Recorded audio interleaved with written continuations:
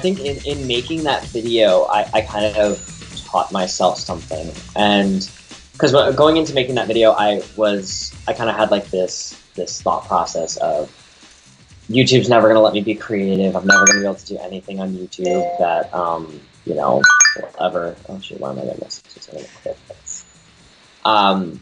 That I'll never be able to do something on YouTube that will, you know, actually show what kind of talent I have. Instead, I always have to, you know, kind of feed the system. And through making that video and reading a lot of the comments, having discussions with a lot of different YouTubers, I was able to kind of find this happy medium. And I think there's a lot of people that kind of take advantage and play the system very, very hard. But I think that there is a really great happy medium. And from what I've realized, like, you can make videos that play with the system. You know, you can take trends that people are really enjoying, and that's what people come to YouTube to watch. They like to watch trends. And you can work your talent into it and make it somewhat, you know, pleasing to not only yourself, but also your audience. And that's why I started making videos where I would, you know, take a minute in the very beginning of the video to say like, hey, I just got back from blank. And then I would show like this really fun art like thing that I shot. And then I would go into making the normal video. For the clickbait, I feel like, yeah, it's a problem on YouTube. And I think that YouTube is actually testing a beta thing right now that actually, when you scroll your mouse over a video thumbnail, it'll play parts of the video, little scenes from it, so that when you might think it's something and then you put your mouse over it and you see something completely different, you're not going to click on it. And I feel like YouTube's trying to adapt and fight against that. And, you know, there's the over-exaggeration just to get views and so many different aspects of clickbait. But I feel like for the most part, there is this happy medium of like, yes, you can make videos that are trendy, things that people want to watch, but you can kind of take a different aspect of and take on it. A lot of times, I mean, there's moments where I'll be in the shower and I'll be like, oh my God, that'd make a great video. Or I will simply tweet something and that tweet will become a video. I know that the entire series on my channel where I have my audience go tell their crush that they like them, and that kind of became more of, you know, go compliment someone, go space your biggest fear, all those different things, came from, you know, one morning I woke up and I tweeted like, hey, everyone, I hope you have a great day. Go outside, tell your crush you like them, blah, blah, blah. And in that tweet, I said that, and it kind of like triggered this idea of like, whoa, what if I like made a video where I had people like tell their crush that they like them, and then I kind of like reacted to it, involved my audience, and it became like one of the biggest things that exist on my channel. And then on the other side of things, when I see trends, particularly one of the really big ones about 2 years ago was making videos to your past self. And I didn't want to make that particular video. Instead, I kind of took a twist on it, and I was like, oh, what if I made a video to my future kids? What if I made a video to my future in-laws, my future wife? And then I got a whole another series of videos that way. And so I think a lot of my creative, you know, decisions, my creative executive decisions are, you know, taking ideas and things that people tend to do a lot of and just kind of throw a little twist on it. So people are familiar with it and yet they can still enjoy it. It very much depends on the video. Occasionally I have videos where I full on script everything.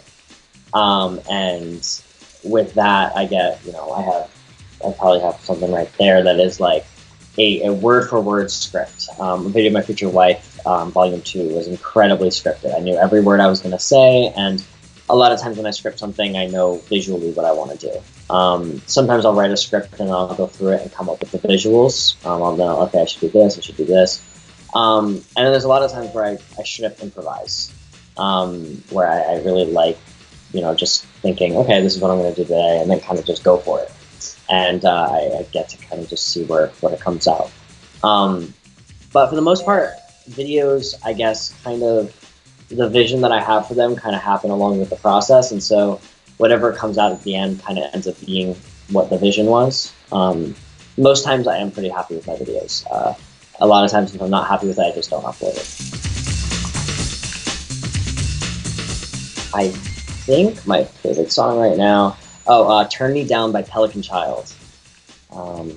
It's Louis the Child teamed up with another rapper, and they made a really great song together. I think it's gonna have to be David Fincher. I think his personality is an interesting guy, and then on top of that, every single one of his movies and the way he directs is like everything that I aspire to be. Ooh, I think it would have to be either the video to my future wife version 2, or the video when I went to Ireland. I think it was called I've Been Traveling a Lot, or Where I've Been.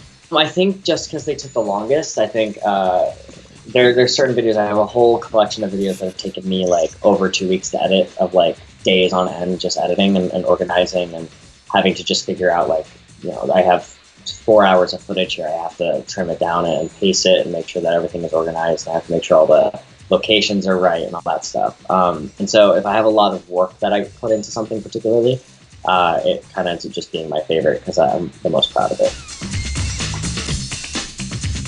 I would have to say signing to my agency, signing to CAA.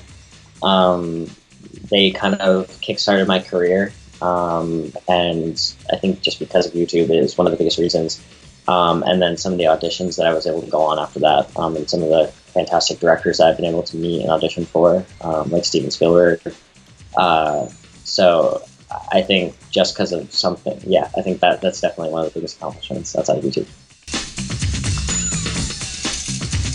I think it's definitely going to have to be. I know for a fact that, like, when I first started YouTube when I was like 11 years old, I was watching a lot of Smosh, and I was watching, you know, Ray William Johnson and anyone who was big at the time. But I think deciding to start my own channel, the channel that I own right now, I think the most determining person was Dan Howell. I was watching a lot of his videos, and I thought his stories were hilarious, and I thought everything he was doing was so funny. And I was like, oh, I can do that. I can tell funny stories and do something alone. Because for the first part, I was doing all skits and sketches and stuff like that. So I wanted to kind of go into creating my own channel and being a vlogger. Ooh, one word. That's crazy. I have to say adventurous. I feel like a lot of our friendship, especially the first 2 years of it, we were in all different places, different states, different countries. And we were always just doing something crazy, and I knew that anytime he suggested, hey, let's go do this, I was going to be like, yeah, I'll go do that with you. And so, you know, now he's living in Peru, and there's part of me that's like, oh, I can go to Peru next week and go see him. So, yeah, definitely loaded with adventure.